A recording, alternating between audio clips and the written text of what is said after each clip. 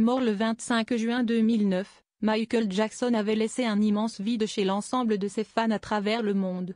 De plus, l'artiste a également laissé derrière lui une montagne de dettes financières, comme l'a révélé le magazine américain People. Michael Jackson, décédé le 25 juin 2009, avait accumulé 500 millions de dollars de dettes en raison de dépenses extravagantes et de dons généreux. L'expert comptable William R. Ackerman révèle que Jackson a dû faire face à des taux d'intérêt élevés sur ses prêts, contribuant à son surendettement. Les héritiers de Jackson ont amélioré leur situation financière en vendant sa part du catalogue musical à Sony Corp pour 750 millions de dollars, réduisant ainsi les dettes. Si Michael Jackson a laissé un grand vide dans le cœur de ses fans lors de sa mort le 25 juin 2009, il a également laissé derrière lui une véritable montagne de dettes. En effet, selon informations dévoilées par le magazine américain People, le célèbre chanteur aurait cumulé pas moins de 500 millions de dollars de dettes avant de disparaître tragiquement il y a maintenant 15 ans. Même s'il amassait chaque année des millions de dollars grâce à sa musique, Michael Jackson dépensait encore plus.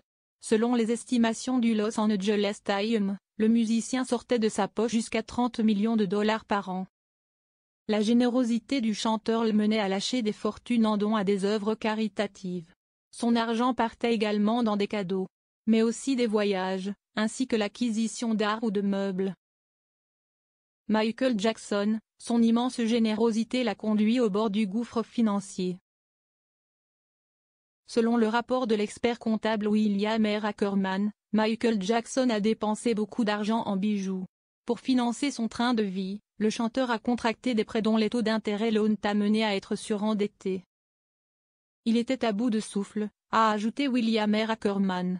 Avant sa mort, le musicien s'est vu réclamer beaucoup d'argent par ses très nombreux créanciers. Toujours d'après le rapport de l'expert comptable, Michael Jackson avait plus d'une demi-douzaine de procès en cours dans le monde entier, et plus de 65 réclamations de créanciers. Suite à sa mort, ce sont ses enfants Paris, Prince et Biggie, alias Blanquette, qui se sont tous retrouvés contraints de régler les dettes contractées par leur père. Les héritiers du chanteur ont vendu leur part du catalogue musical du roi de la pop pour 750 millions d'euros. Les exécuteurs ont pu renégocier et restructurer les accords de financement qui existaient au moment du décès de Michael Jackson, à des taux d'intérêt considérablement réduits. Ce qui a permis à la succession d'éviter la perte d'actifs au profit des prêteurs, et, en fin de compte, de satisfaire les charges qui existaient au moment du décès de Michael, est-il précisé dans le rapport de William R. Ackerman.